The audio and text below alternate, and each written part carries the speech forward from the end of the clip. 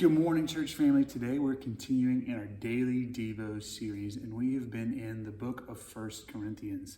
This is a letter written by Paul to the church of Corinth, and he's specifically writing to address the church as they're facing a lot of corruption and influence from the city around them. They're facing the influences of sexual immorality, other religions and idols and those influences, and just the overall corrupting influences to prioritize self, to feed desires, and it's causing divisiveness in the church.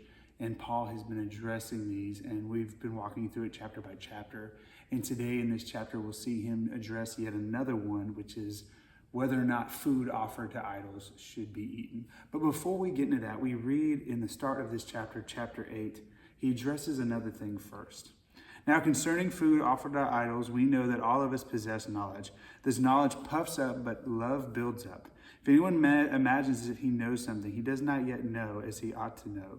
But if anyone loves God, he is known by God. So first, before really getting into the issue of what is right with regards to approaching food offered by idols, he's first attacking the heart of all the individuals that are a part of this argument. He's saying, well, first what I want to get at is whether or not you're really seeking true wisdom or God's wisdom. Because he says, because God's wisdom, that's about knowing God, and there's love involved in that. If you truly love God and are known by God and walking in that, then that will affect the way you approach other people.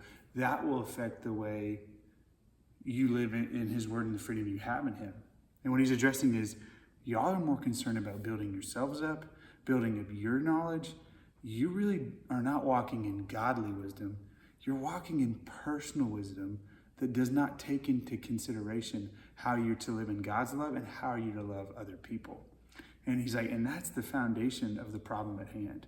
Beyond whether or not you should eat this food, really the issue is how it is an example of a way that you're neglecting to care for, to respect, and to be unified with the rest of believers. And so that's kind of what he's saying is at the foundation of this. But then it's like, let's get into this issue of food offered to idols. And so the reason this is such a big deal is for the Jew. The Jew had all these rules of what they could or could not eat with regards to meat. And they would go to a specific butcher that would make sure that this meat didn't fit any terms of uncleanness and also wasn't a part of being dedicated to any sort of idol worship or idol sacrifice. Meanwhile, the Gentile, they would just go to the ordinary butcher. They wouldn't have any means, or they wouldn't even think about, let me monitor and make sure what the source of my meat is. It was just a part of their normal day to get the meat that was provided, not to worry about where it was from, not to think of, or to have this fearfulness or awareness of, okay, the source of this meat, where is it? And so now the decision of, okay, is it wrong? Is it sinful to still eat that kind of meat? And so he begins this argument by saying, well, of course, we know that idols are not real.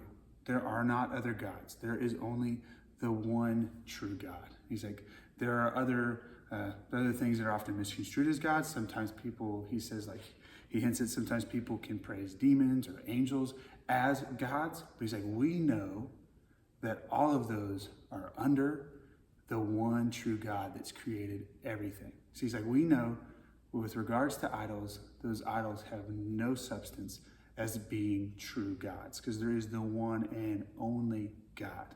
So whatever may be the idol, whether it is simply just man-made, made up of their own creation, or it's based off of an angelic being or a demonic presence, in the end, every idol fails to be God, because there's the one and only true God that is above everything. So he's like, hey, we know that.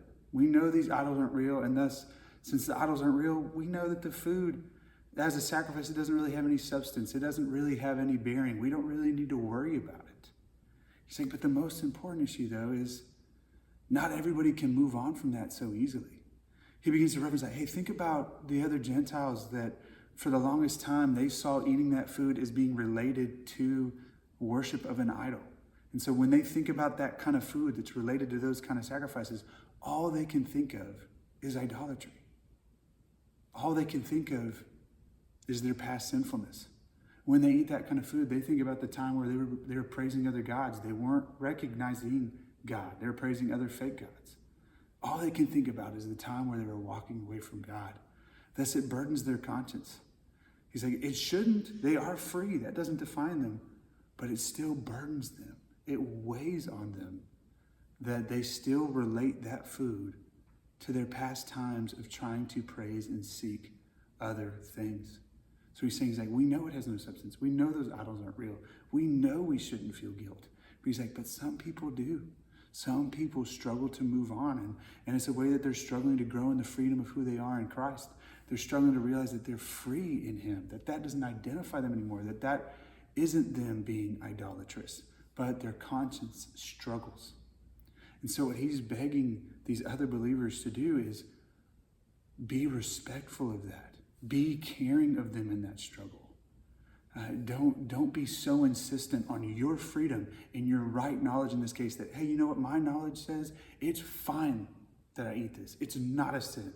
He's like, yeah, that's true. That's true. But don't be so insistent on living in it that you don't care about how it makes them struggle. And he uses this example of what if they were to see you dining in the temple of an idolatrous God, a fake God. They see you there taking part of some sort of festival or banquet there in the temple. And you're just saying, hey, I'm practicing my freedom. I know it means nothing. This idol's not real. I'm not doing it to praise this idol. It means nothing. He's saying, but what does that say to them? It causes them confusion. It makes them think, are they falling back to idolatry? It weighs on them, causes them shame. It's like, shouldn't you care more for the faith of another believer, trying to help them in their faith, help them in seeing the love of Christ and walking in Christ and growing in their freedom? Shouldn't that be more of your concern than you being able to enjoy some food that you say is a part of your freedom? He's saying what's more important is we're to be unified in Christ, and we're supposed to have a care for those that are struggling to grow in learning who they are in Christ. He said these people are still growing to learn their freedoms. Have some respect and care for them as they grow in that.